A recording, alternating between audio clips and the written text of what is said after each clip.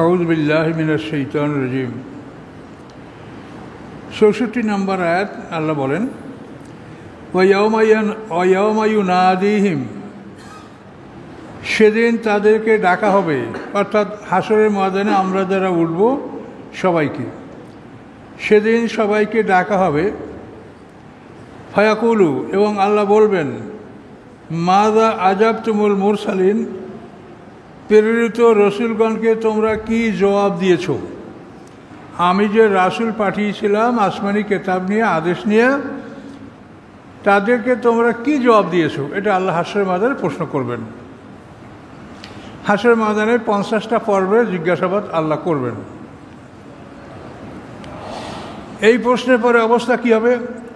ফামিয়াত আলাইহিমুল আম্বাউ, যারা অবিশ্বাসী তাদের কাছে সকল খবরগুলি অন্ধকারময় হয়ে যাবে। সকল খবর অন্ধকার, মানে কিছুই তারা দেখতে পাচ্ছে না, কিছুই বুঝতে পারছে না যে কি জবাব দিবে। ফাহুম লা ইয়াতাসাআলুন, এবং তারা একে অপরকে জিজ্ঞাসাও করতে পারবে না যে এই প্রশ্নটার জবাব আমরা কি দিব। সবই অন্ধকারময়, কিছুই যেন তাদের জ্ঞানে ধরছে না।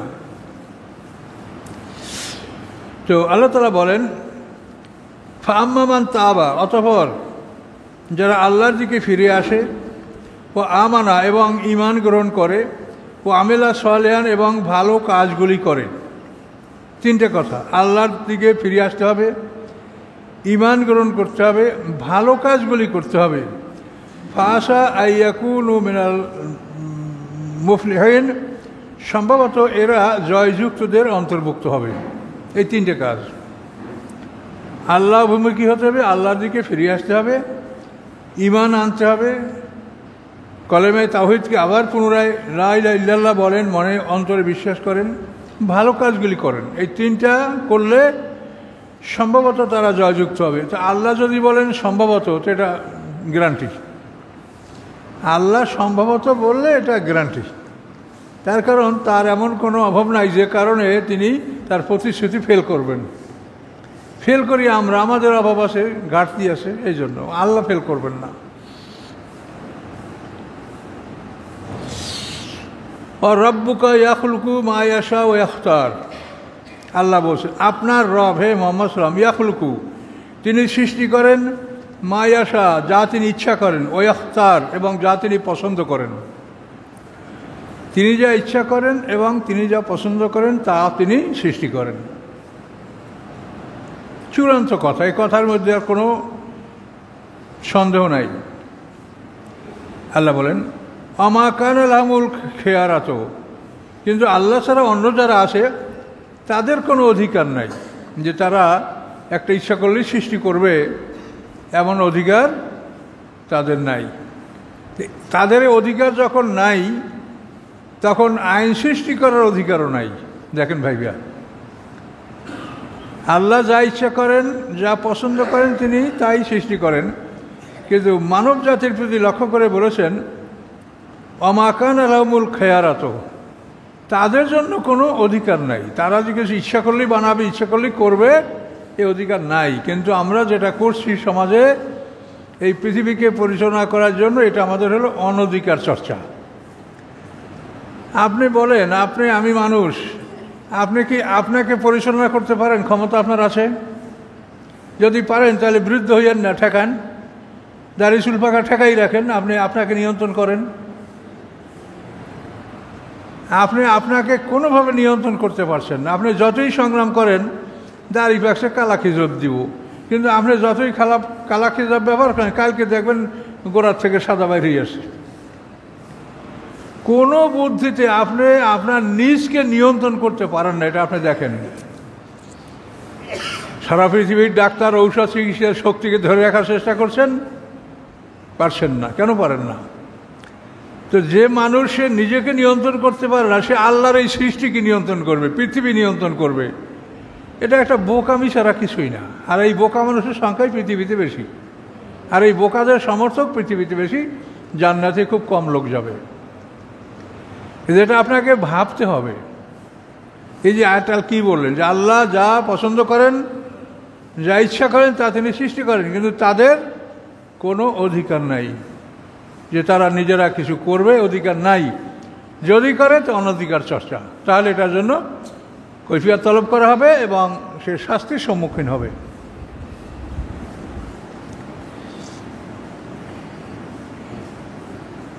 আল্লাহ বলেন, সুবহান আল্লাহ, পবিত্রতা আল্লাহর, তাআলা আম্মা ইউশরিকুন, তিনি ওই সব কিছুর ঊর্ধ্বে যা আল্লাহর সাথে শরীক করা হয়।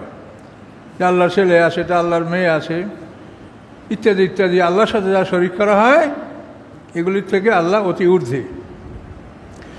রাব্বুকা ইয়ালামু মা তুকিন্নু সুদুরুহুম ওয়া মা ইউলিনুন, হে মুহাম্মদ, আপনার রব ইয়ালামু, ভালো জানেন, মা তুকিন্নু সুদুরুহুম, যা তাদের অন্তরগুলি লুকায়। আমাদের মনের মধ্যে অনেক চিন্তা, অনেক সময় আল্লাহ বিরোধী চিন্তা আমাদের মনের মধ্যে আসে, কিন্তু সাথে সাথে তওবা করতে হবে, আস্তাগফিরুল্লাহ, আল্লাহর কাছে তওবা করতে হবে। তার কারণ আমাদের মনের ভিতরেও যদি আল্লাহ বিরোধী কোনো চিন্তা বা আল্লাহর কোনো কাজের মানে অপছন্দনীয়তা, যেটা ভালো মনে হয় না, এরকম যদি মনেও আমরা লুকিয়ে রাখি, আল্লাহ বলেন সেটা আল্লাহ জানে।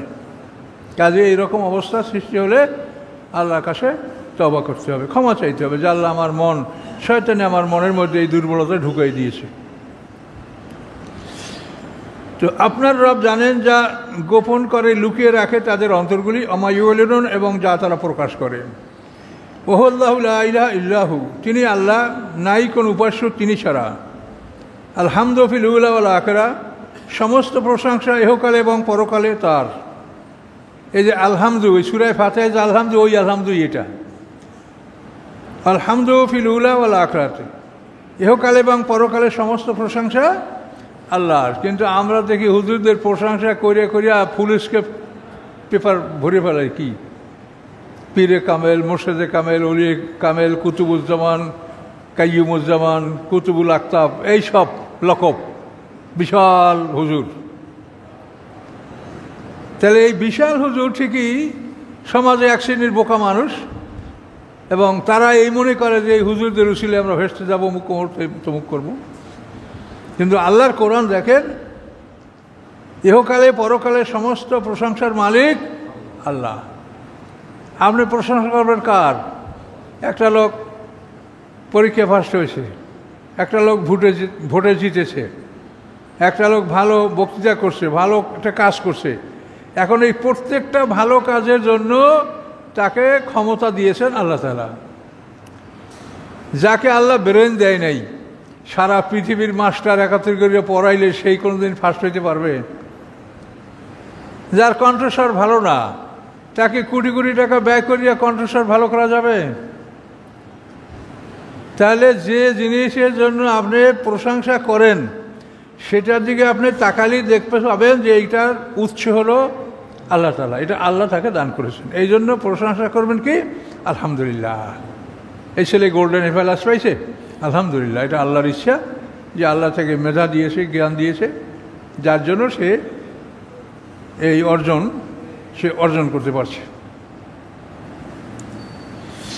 তাই আল্লাহ বলেন যে ইহকালে এবং পরকালে সমস্ত প্রশংসা আল্লাহর, ওয়ালাউল হুকমু, এবং তিনি সমস্ত আদেশের মালিক। দেখেন এর কি তাফসির করতে হবে, একেবারে পরিষ্কার কথা, এর কোন তাফসিরের প্রয়োজন আছে? ইহকালে পরকালে সমস্ত প্রশংসার মালিক তিনি, ওয়ালাউল হুকমু, এবং সমস্ত আদেশের মালিক তিনি। তিনি ছাড়া কেউ আদেশ দিতে পারে না। যারা দেয় তারা এই জন্য শাস্তির সম্মুখীন হবে। যে তুমি কার অর্ডারে আদেশ দিলা? আমি বলছি চোর হাত কেটে দাও, আমি বলছি ডাকাতের এই বিচার করো, জেনার এই বিচার করো, মিথ্যা সাক্ষের এই বিচার করো, আমি বলে দিয়েছি সব। এর বাইরে তোমাদেরকে এই আদেশ দেওয়ার কে হুকুম দিয়েছে? তখন দেখবেন যে আইন করার ফলাফলটা কি দাঁড়ায়, মারাত্মক অবস্থা সৃষ্টি হবে। কিন্তু এই কোরআন সবারই আছে, সবাই কোরআনকে সম্মান করে, কিন্তু কোরআনে কি আছে তা পড়ে দেখে না এবং আমল করে না। এই কারণেই কোরআন একদিন পৃথিবী থেকে চলে যাবে। আল্লাহর আরশের কাছে কোরআন গুনগুন করে কাঁদবে। আল্লাহ ভালো জানেন যে কে কাঁদে, তারপরে বলবেন যে ওখানে কে কাঁদছে? কোরআন বলবে আমি। কেন? যে দুনিয়ার মানুষ আমাকে পড়ে কিন্তু আমল করে না। কথা বলতে পারছেন না? আল্লাহ কি বলছেন? গাধার পিঠে কাগজের বোঝা, এটা আল্লাহ বলছে। তাহলে আমার বলার এটা সাহস আমার নাই। কত লোক কোরআন জানে কিন্তু অর্থ জানে না, এখন তাদেরকে আমি বলতে পারবো গাধা? এটা আমার ক্ষমতা নাই, কিন্তু আল্লাহ বলছে আমি শুনাই দিচ্ছি আপনাদেরকে। কথা বলতে পারছেন? আল্লাহ বলছেন আমি আপনাদেরকে শুনাই দিছি, আমার বলার এত অধিকার আমার বা ক্ষমতা সাহস আমার নাই। মাসালুল্লাযীনা হুম্মিলু তাওরাতা সুম্মা লাম ইয়াহমিলুহা কামাসালিল হিমারি ইয়াহমিলু আসফারা। তাওরাত কিতাবের দায়িত্ব যাদেরকে দেওয়া হয়েছে অথবা তারা যথাযথভাবে সেই কিতাবের দায়িত্ব পালন করে নাই, তাদের দৃষ্টান্ত হলো গাধার পিঠে কাগজের বোঝা। এটা আল্লাহ বলছে আমি শুনাই দিলাম, আমি বলি না যে আপনারা গাধা। কাজে এই যে বাস্তব কথা, আমরা কোরআন শেখার জন্য কি করতেছি? আমি সারা জীবন, আমি একটা ক্ষুদ্র মানুষ, আমি যে বুঝেছি তাই করেছি। কোরআনের তাফসীর লিখেছি, ইউটিউবে তামাম কোরআনের তাফসীর দিয়েছি, এরপরে কোরআনের শব্দার্থ সহ আবার কোরআন বের করছি, সেটাও বের হয়ে গেছে ইনশাআল্লাহ। যে একটা মানুষ যদি আল্লাহর পথে চলতে চায় তাহলে কি কি জিনিস তার জরুরত হবে? রাসূলের জীবনী ছাড়া একটা মানুষ সঠিক চলতে পারে না। রাসূলের জীবনী ইনশাআল্লাহ লিখেছি, আল্লাহ লেখার তৌফিক দিয়েছেন। আমি আমার চেষ্টাটা করেছি, আপনারাও আপনাদের চেষ্টাটা করেন। আমি যেখানে হাজির হব আপনারাও সেখানে হাজির হবেন। আমি যে বিচারের সম্মুখীন হব আপনারাও সবাই একই বিচারের সম্মুখীন হবেন। কাজে এই জন্য যাবার সময় তো আপনি একটা হিসাবের খাতা নিয়েই যাবেন এখান থেকে। দালান কোটা যা করেছেন এটা শুধু আফসোস ছাড়া কিছু না। যাবার সময় আপনার গলায় একটা হিসাবের খাতা, এটা নিয়ে আপনি যাবেন। বুঝতে পারছেন হিসাবের খাতাটা কি? আপনার আমলনামা। সারা জীবন আপনি আমি যা করেছি এই হিসাবের খাতাটা নিয়ে আল্লাহর কাছে হাজির হতে হবে। আপনার দালান কোটা কী করছেন ওটার জন্য আপনাকে হিসাবের সম্মুখীন হইতে হবে। ওটার জন্য আপনি কোনো পুরস্কার পাবেন এমন কিছু বলা যাচ্ছে না। পুরস্কার নয়, বরং হিসাব। তো একটা হিসাবের খাতা নিয়ে এখান থেকে আমাদের বিদায় হতে হবে। কথাগুলো বোঝেন, ভালো করে চিন্তা করেন, কখনো ভুলবেন না। মনে রাখেন যে আমি এখান থেকে যাবার সময় আমার গলায় একটা হিসাবের খাতা ঝুলানো, এটা নিয়ে আমি এখান থেকে যাব, আর কিছু আমি নিয়ে যেতে পারবো না।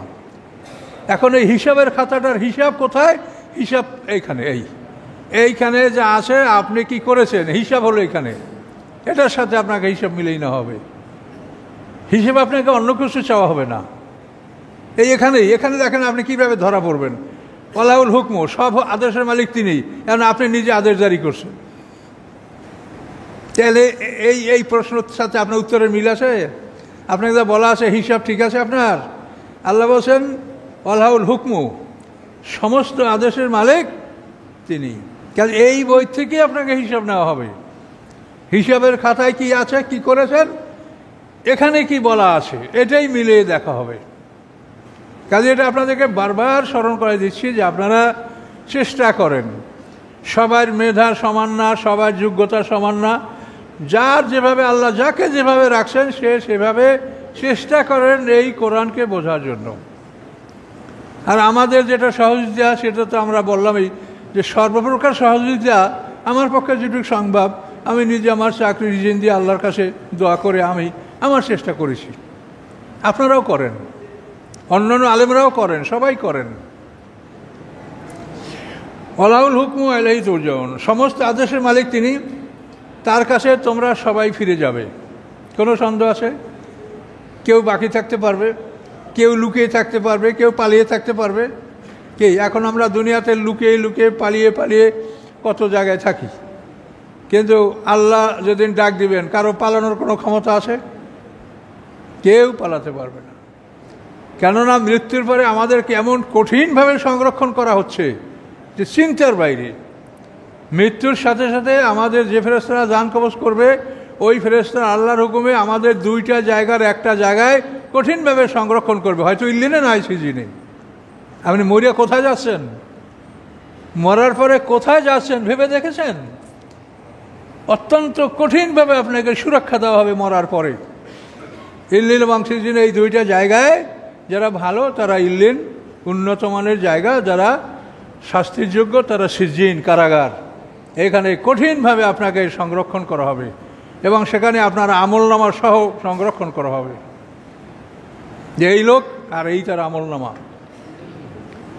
তো এই যে কথাগুলি সরাসরি আল্লাহ কোরআনে বলেছেন, এই কথাগুলি আমাদের মগজে যদি থাকে তাহলে আমাদের আনন্দ উল্লাস, অন্যায় অপব্যয়, সময় নষ্ট করা, এগুলি আমরা করতে সাহস করব না। সময়টুকু কাজে লাগাবারই সবাই চেষ্টা করব। রিক্রিয়েশনাল ফাংশন, বিনোদনের জন্য, সময় কাটানোর জন্য কত কিছু পৃথিবীতে করা হচ্ছে। আর আপনি এই সময়ের জন্য কাঁদবেন, কোটি কোটি টাকা নিয়ে কাঁদবেন যে আমি 1 মিনিট সময় চাই। সময় কিন্তু আপনি পাবেন না। পাবেন যখন আপনি দেখতে পারবেন যে মৃত্যুর ফেরেশতা হাজির হয়ে গেছে, আজরাইল গ্রুপের ফেরেশতা জান করার জন্য হাজির হয়ে গেছে, তখন আপনি রব্বি লাউলা আখারতানিল আজালেন করিব, হে আল্লাহ, যদি আপনি আমাকে সামান্য সময়ের জন্য, অল্প 1 মুহূর্তের জন্য আপনি যদি আমাকে সময় দেন, আসাদ্দাকা ওয়া আকুম মিনাস সালিহিন, আমি দান করব, নেককার হয়ে যাব। তাহলে আপনি এই যে সময় এখন কোথায় ব্যয় করবেন, সময় ব্যয় হয় না। তাহলে চলো পদ্মার পারে, না হলে চলো চট্টগ্রাম, না হলে চলো কক্সবাজার, কি না হলে চলো সিঙ্গাপুর, তাই না? কিন্তু এই সময়ের জন্য আপনি আল্লাহর কাছে অনুরোধ করবেন যখন আজরাইলকে দেখবেন যে আমি এই সময়টা কাজে লাগাই নাই, রব্বি, হে আমার রব, লাউলা আখারতানিল আজালিন করিব, যদি আপনি আমাকে সামান্য সময় দান করেন, ফাআসাদ্দাকা ওয়া আকুম মিনাস সালিহিন, আমি দান করব এবং আমি সৎকর্মশীলদের অন্তর্ভুক্ত হব। এর জবাবে আল্লাহ কি বলছেন? ওয়ালাই ইউআখিরুল্লাহু নাফসান ইজা জাআ আজালুহা, কোনো মানুষের যখন নির্ধারিত সময় উপস্থিত হবে, মৃত্যুর সময় যখন এসে যাবে, কখনোই আল্লাহ তাআলা এরকম কোনো মানুষকে 1 বিন্দু পরিমাণ সময় দান করবেন না। ওয়ালাই ইউআখিরুল্লাহু নাফসান ইজা জাআ আজালুহা, করবেন না আল্লাহ, একটুকু অবকাশ দিবেন না। আল্লাহু খাবীরুম বিমা তা'মালুন, আল্লাহ তোমাদের কর্ম সম্পর্কে অবহিত আছেন। এই যে কোরআনে কথা বলা আছে, এর সমকক্ষ কথা পৃথিবীতে কোথাও আছে? তাহলে আমরা আজে বাজে কথা দিয়ে এত ওয়াজ করি কেন? কাউকে হাসাই, কাউকে কাঁদাই, কাউকে গান শোনাই, এরাই তো বড় বড় ভাইরাল বক্তা। আল্লাহর কোরআনের কথা সমকক্ষ কোনো কথা পৃথিবীতে আছে? এই যে কথাগুলো আল্লাহ বলছেন, এর সমকক্ষ কথা পৃথিবীতে আর কোথাও আছে? কাজী কোরআনের কথা শোনেন, কোরআন পড়েন। কোরআন যারা সংগ্রহ করেন নাই তারা কোরআন সংগ্রহ করেন। আমাদের লেখা এটা আপনি ইচ্ছা, যারা পড়ছে জিজ্ঞাসা, পড়লেই আপনার পড়তে ইচ্ছা করবে। এটা আল্লাহর একটা অসীম রহমত। আমার বই প্রথমে এক পিস কেনে একজনে, তারপর বলে সব।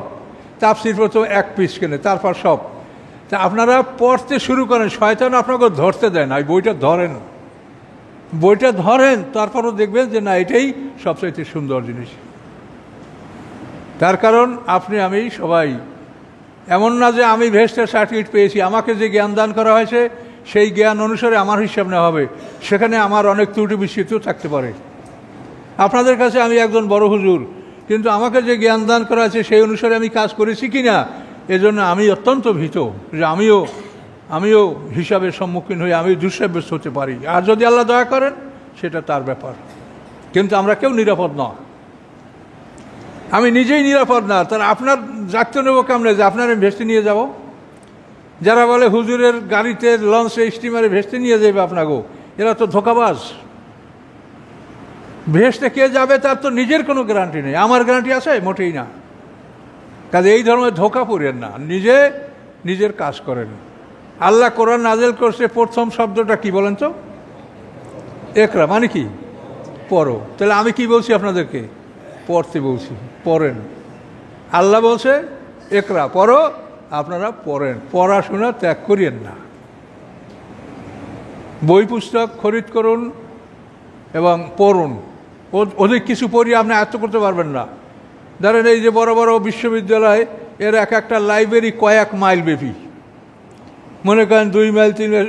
পেন্টাগন, আমেরিকার যে প্রতিরক্ষা দল 17 মাইল বারিন্দা। তো ওই রকম বড় বড় বিশ্ববিদ্যালয় পৃথিবী যেখানে আছে লাইব্রেরি, ওগুলো ওরকম মাইলকে মাইল তাদের শেলফে বইতে ভরা। তাহলে আপনি ওদিকে যায়েন না, আপনি শুধু কোরআন, রাসূলের জীবনী এর মধ্যে থাকেন। কেন? আপনার বেয়ারিং ক্যাপাসিটি, আপনার যে গাড়িটি আবিষ্কার ইঞ্জিনিয়ার, সে বলছে এইটা 5 টন বোঝা বহন করতে। আপনি যদি 12 টন লন, তা আপনার তো গাড়ি মেসাকার হয়ে যাবে। হ্যাঁ, তা আপনাকে আল্লাহ সৃষ্টি করছে, আমাকে আল্লাহ সৃষ্টি করছে আমাদের ক্যাপাসিটি লয়েই, যে এইটা তুমি আয়ত্ত করতে পারবে। তুমি সারা দুনিয়া আয়ত্ত করতে পারবে না। এই সারা দুনিয়া আয়ত্ত করতে যারা গেছে, তারা এইখানে আসলে দেখবেন যে তারা জিরো। এইখানে আসলে দেখবেন জিরো, তাদের কিছু নাই। কাজে এই জন্য আপনার যে আবিষ্কারক, আপনার যে ইঞ্জিনিয়ার, আপনার যে সৃষ্টিকর্তা, সে আপনাকে কি ক্যাপাসিটি দিয়েছেন যে তুমি এটাই পারবা, এই কোরআন এটা তুমি বহন করতে পারবে, এইটি আমাদের ক্যাপাসিটির বাইরে আমাদের ক্যাপাসিটি নাই। এবং এইটার বাস্তব রূপরেখা বোঝার জন্য রাসূলের জীবনীটা লাগবে, যদি এই জিনিসটাকে তিনি তার জীবনে সব আমল করে তারপর বিদায় হয়েছেন। এমন একটা আয়াত নাই যে এই আয়াতের আমল না করে আল্লাহর রসুল দুনিয়ার থেকে বিদায় হয়েছেন। এই জন্য এই কোরআনের সাথে আমরা রাসূলের জীবনীটাকে যোগ করি, এর বাইরে আপনাদেরকে কোনো কিতাব পড়ার জন্য আমি অন্তত পরামর্শ দেই না। কিন্তু আপনারা অনেক কিছু পড়েন, কি পড়বেন? শুধু সমুদ্রের মধ্যে ডুবে যাবেন, কিনারে আসতে পারবেন না। কিনারে যদি আসতে চান তাই ছোট সমুদ্রে সাঁতার দেন। এটা ছোট সমুদ্র না, এটা বিশ্বের সর্বশ্রেষ্ঠ সমুদ্র, আমাদের চোখে মনে হচ্ছে ছোট সমুদ্র, এটাই সাঁতার দেন। অন্যান্যগুলিতে সাঁতার দিলে আপনি উঠতে পারবেন না, কিনারা পাবেন না। এখানে মাত্র 6666টা আয়াত আছে, আর ইমাম বুখারী 5 লক্ষ হাদিস। তো এখন এই 5 লক্ষ হাদিস আয়ত্ত করবেন না 6666টা আয়ত্ত করবেন, কোনটা বলেন? কাজে এগুলা কিন্তু মানে চূড়ান্ত কথা আমি আপনাদেরকে বলছি, কোথায় 5 লক্ষ আর কোথায় 6666। তো এই 6666কে আপনি আয়ত্ত করছেন, আপনি 5 লাখে ঢুকছেন আগে। যারা সত্যান্বেষী আলেমরা সব তো এক না, ভালো মন্দ আছে। মানে কমই এক আলেম তিনি বলছে যে হুজুর আমি গোল্ড মেডেলিস্ট, কিন্তু আমি কোরআনের 2টা আয়াতের অর্থ আমি করতে পারি না। এই লোকটা সত্য বলেছে। তা আপনারা এইটা মোটেও আয়ত্ত করেন নাই, আপনারা সমুদ্রে নামিয়ে গেছেন আগেই। আগে পুকুরে সাঁতার শেখেন, খালে সাঁতার শেখেন, তারপর নদীতে নামেন, তা নাহলে নামলেই ডুবে যাবেন।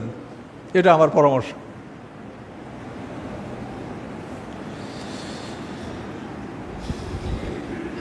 আল্লাহ তার কুদরাতের বর্ণনা দিচ্ছেন। কুল, আপনি বলুন, আর আইতুম, তোমরা কি মনে করো, এন জালাল্লাহ আলাইকুম লাইলা সারমাদান আলিয়া ওমেল কিয়ামা, তোমরা কি মনে করো তোমাদের উপরে রাতকে যদি তিনি চিরস্থায়ী করে দেন কিয়ামত পর্যন্ত, মান ইলাহুন গায়রুল্লাহ, কে আছে আল্লাহ ছাড়া এমন উপাস্য, এমন মাবুদ, ইয়াতিকুম বিজিয়ান, যে তোমাদের কাছে আলো নিয়ে আসতে পারে, আফালা তাসমাউন, তোমরা কি শুনবে না?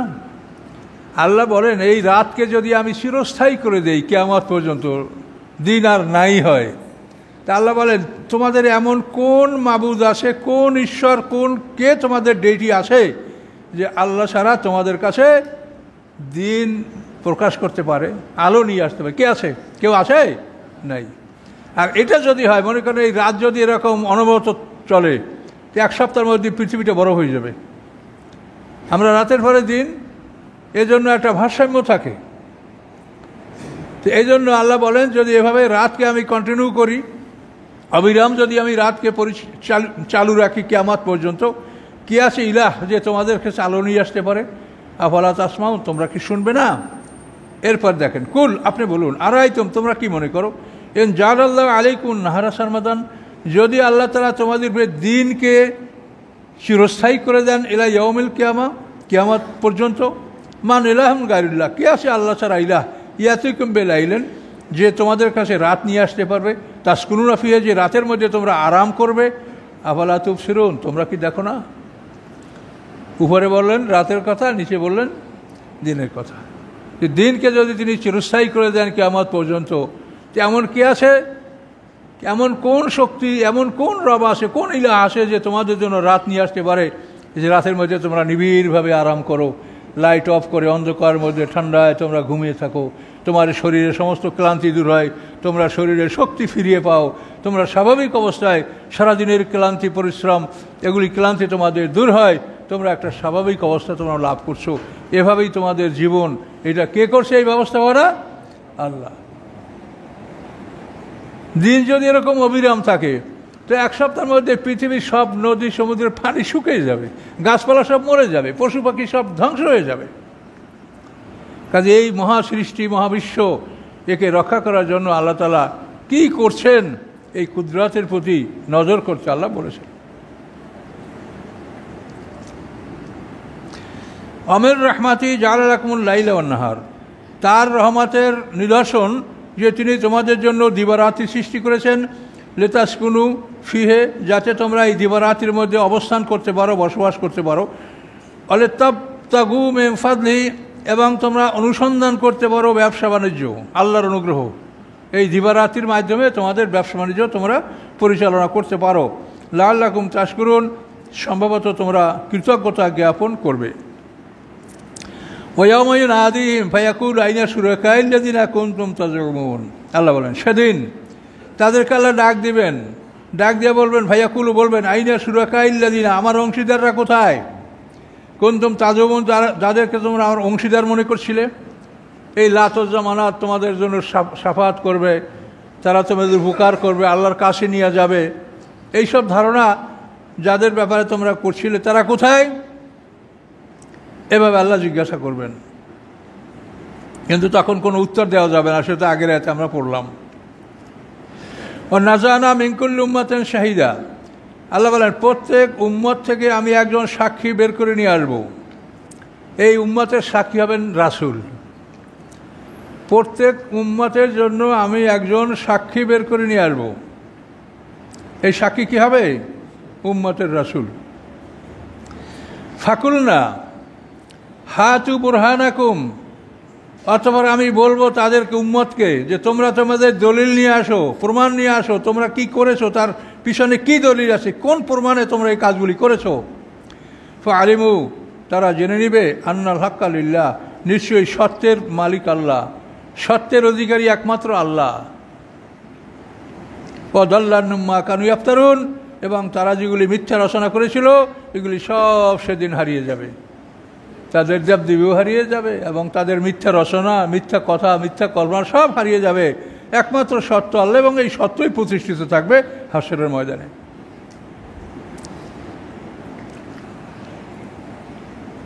ইন্না কারুনা কানা মিন কওমি মূসা, নিশ্চয়ই কারুন এ ছিল মূসা আলাইহিস সালামের সম্প্রদায়ের লোক। কারুনের নাম আপনার শুনেন, কারুন বিশ্ববিখ্যাত ধনী লোক। ইন্না কারুনা কানা মিন কওমি মূসা, নিশ্চয়ই কারুন এ ছিল মূসা আলাইহিস সালামের সম্প্রদায়ের লোক, মূসা আলাইহিস সালামের আত্মীয়, তার চাচাতো ভাই বটে। ফাবাগা আলাইহিম, সে বিদ্রোহ করলো বনী ইসরাঈলদের উপরে। কি বিদ্রোহ করেছে আমরা সামনে পাবো। আল্লাহ বলেন, ও আতাইনাহু মিনাল কুনুজে, আমি তাকে দান করেছিলাম সম্পদ। কী রকম সম্পদ? মা ইন্না মাফাতেহাহু, নিশ্চয়ই তার চাবিগুলি, মেফতাহ মানে চাবি, মাফাতেহার বহু বচন, এমন সম্পদ দিয়েছিলাম যে তার চাবিগুলি লাতাউনু বিল উসবাতি উলিল কুয়া, শক্তিশালী একটা দল এগুলি বহন করতে দুর্বল হয়ে পড়ত। ওসবা, ওসবা হলো 3 থেকে 10 অথবা 15, সর্বোচ্চ এটার ব্যাখ্যা আছে 40 হতে পারে। তো একটা শক্তিশালী দল তার চাবিগুলি বহন করতে তারা দুর্বল হয়ে পড়ত। তো এগুলি অবশ্যই হতে পারে, এটা আল্লাহর কোরআনের কথা, এখানে তো সন্দেহের কিছু নাই। আমরা যে মুদ্রাগুলি ব্যবহার করি এটা প্রতীক মুদ্রা। প্রতীক মুদ্রা যদি ব্যবহার আপনি না করেন, যদি এগুলো আপনি কয়েন নেন, তো হাজার হাজার কোটি টাকার মালিক যারা, তাদের এই চাবি বহন করতে তো অন্তত 200 জন মানুষ লাগবে, কি ঠিক কিনা বলেন? কাজে এটা অসম্ভব কিছু না। আমরা প্রতীক মুদ্রা, এই জন্য এটা কিছুই না, 1 লাখ টাকা আপনি পকেটে ফেলাইলেন, কিছু না। কিন্তু এটা যদি আপনি কয়েন নেন, তাহলে দেখবেন যে আপনার কাছে এটা ভারী একটা বোঝা হবে। তো ওই সময় এরকম প্রতীক মুদ্রা ছিল না। তারপরও সে প্রচুর সম্পদের মালিক। ইয ক্বালা লাহু কওমুহু, যখন বলেছিল তার জাতি তাকে, লা তাফরাহ, তুমি অহংকার করো না, ইন্নাল্লাহা লা ইউহিব্বুল ফারিহিন, নিশ্চয়ই আল্লাহ তাআলা অহংকারীদেরকে ভালোবাসেন না। তুমি সম্পদের বাহাদুরি, গৌরব, অহংকারটা করো না। অহংকার হচ্ছে আল্লাহর চাদর। যদি কেউ অহংকার করে, সে আল্লাহর চাদর, পোশাক ধরে টান দেয়। এর চাইতে বড় বেয়াদবি পৃথিবীতে কিছু হতে পারে না। কাজে কোনো অবস্থাতে অহংকার করা যাবে না। অবতাগে ফিমা আতাকাল্লাহ দারাল আখিরাহ, এবং তোমাকে আল্লাহ যা দান করেছেন এর বিনিময়ে তুমি পরকাল অন্বেষণ করো, পরকাল খোঁজ করো, পরকালের নিয়ামত তুমি অনুসন্ধান করো।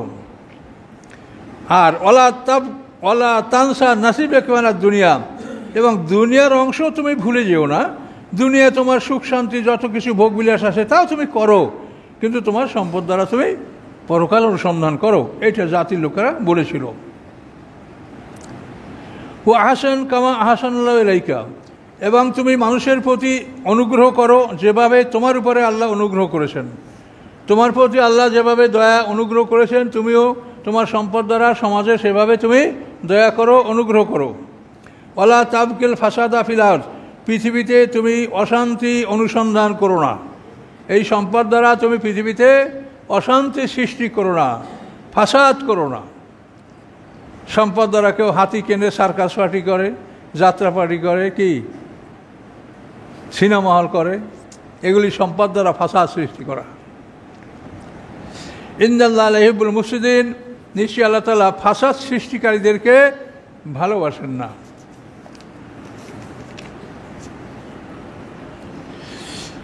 যখন তার জাতি তাকে এভাবে বলল যে আল্লাহ তোমার প্রতি যেভাবে অনুগ্রহ দান করেছেন তুমি জাতির প্রতি, মানুষের প্রতি অনুগ্রহ করো, তখন কারণ জবাব দিল ইন্নামা উতিতুহু আলা ইলমিন ইনদি, যে নিশ্চয়ই এগুলি আমার ব্যক্তিগত জ্ঞানের কারণে আমি লাভ করেছি।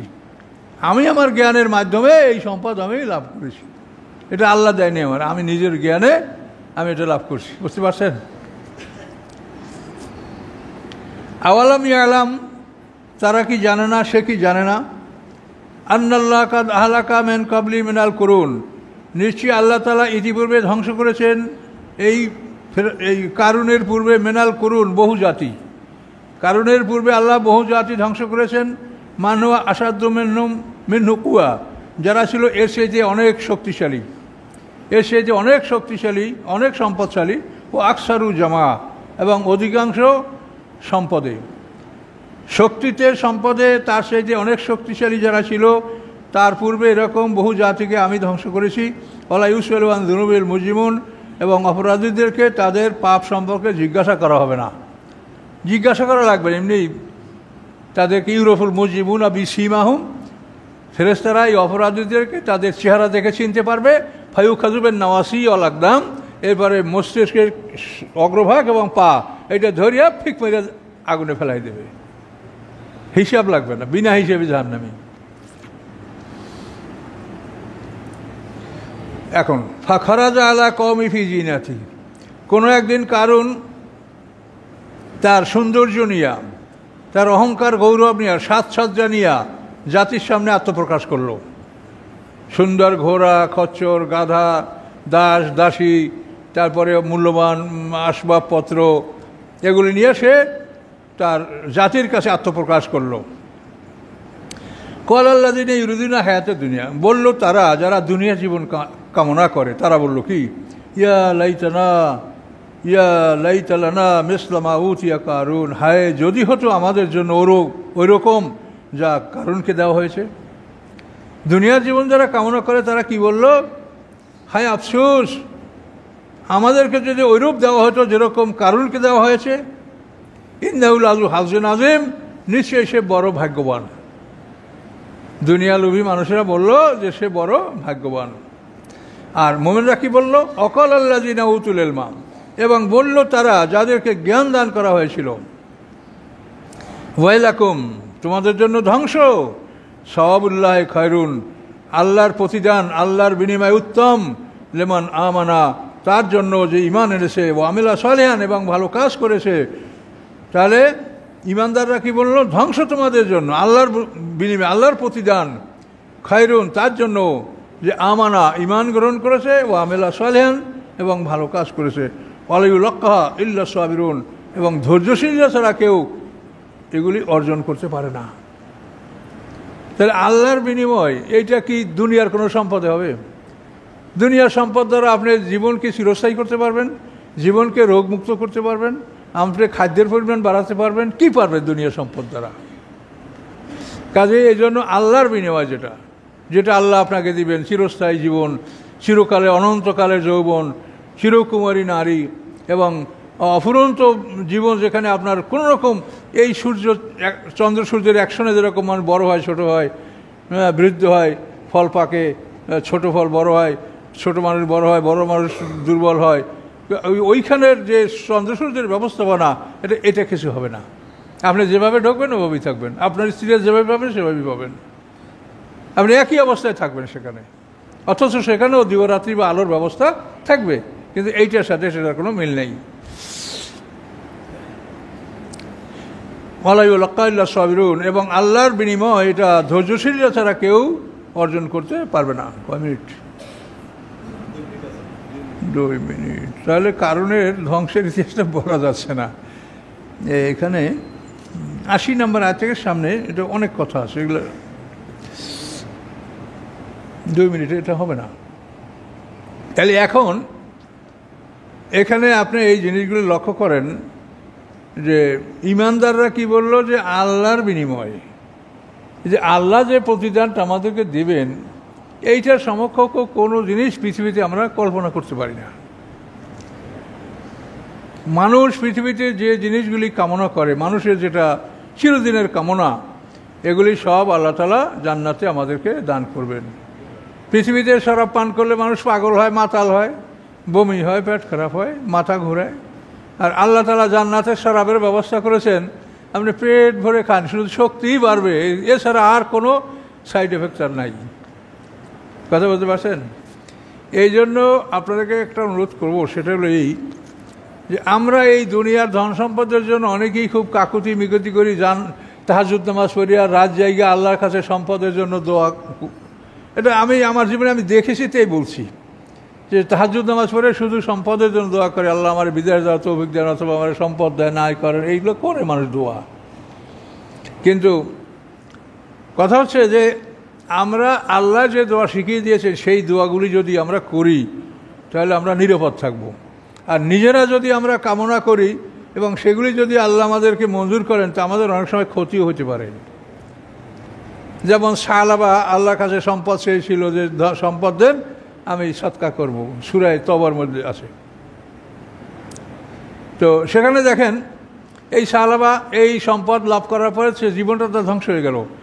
সে জাকাত দিতে অস্বীকার করেছিল, পরে আবার জাকাত নিয়ে রাসূলের কাছে আসে, আলোচনা গ্রহণ করেন নাই। তো এই জন্য আমি আপনাদের সংক্ষিপ্ততা বলি, সেটা হলো কি, দোয়া যেগুলি কোরআনে আছে, এই দোয়াগুলি যদি আপনি করেন তো এর কোনো সাইড এফেক্ট নাই। আর আমি বানাইয়া যদি দোয়া করি, এর কিন্তু সাইড এফেক্ট আছে। কি কথা আমার বুঝতে পারছেন?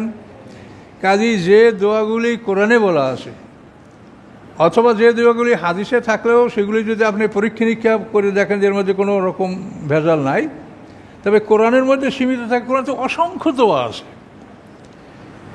কোরআনে আল্লাহ যে রব্বানা আতিনা ফিদ দুনিয়া হাসানাতাও ওয়া ফিল আখিরাতি হাসানা, কি অর্থ এর? আল্লাহ আপনি আমাকে দুনিয়ার কল্যাণ দান করেন, পরকালের কল্যাণ দান করেন। তো এই দোয়াতে তো আপনার কিছু বাকি থাকলো না।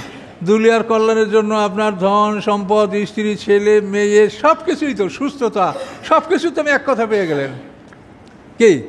রব্বানা আতিনা ফিদ দুনিয়া হাসানা, হে আল্লাহ আপনি দুনিয়ায় আমাদেরকে কল্যাণ দান করেন। এই দুনিয়ার কল্যাণ বলতে ধন সম্পদ, ছেলে মেয়ে, স্ত্রী, পুত্র, পরিজন, শারীরিক সুস্থতা, সব কিছু আপনি পেয়ে গেলেন। অফিল আখিরাতি হাসানা, এবং পরকালে কল্যাণ দান করেন। ওয়াকিনা আযাবান্নার, আগুনের আযাব থেকে বাঁচান। এই একটা দোয়ায় যা আছে, আপনি সারা পৃথিবী ব্যাপী আপনি নিজে দোয়া করে করে সমকক্ষ আপনি কথা বলতে পারবেন না। এই জন্য আমি বলছি যে আল্লাহ যা বলে সেগুলি যদি করেন তা আপনার কোনো সাইড এফেক্ট নাই। আর যদি নিজে চান, যে সেটার মধ্যে কিন্তু ভুল মধ্যেই থাকতে পারে, এবং কোনো কোনো চাওয়া পাওয়ার মধ্যে অনেক ক্ষতিও থাকতে পারে, যেটা আমরা কোরআনে দেখতে পাচ্ছি যে সাহাবা, একজন সাহাবী, সে এভাবে তার সম্পদ চাওয়ার কারণে তার জীবনটা ধ্বংস হয়ে গেল। এটা যথাসময়ে আপনারা শুনবেন বা শুনেছেন আগে। তো এখন আমাদের হাতে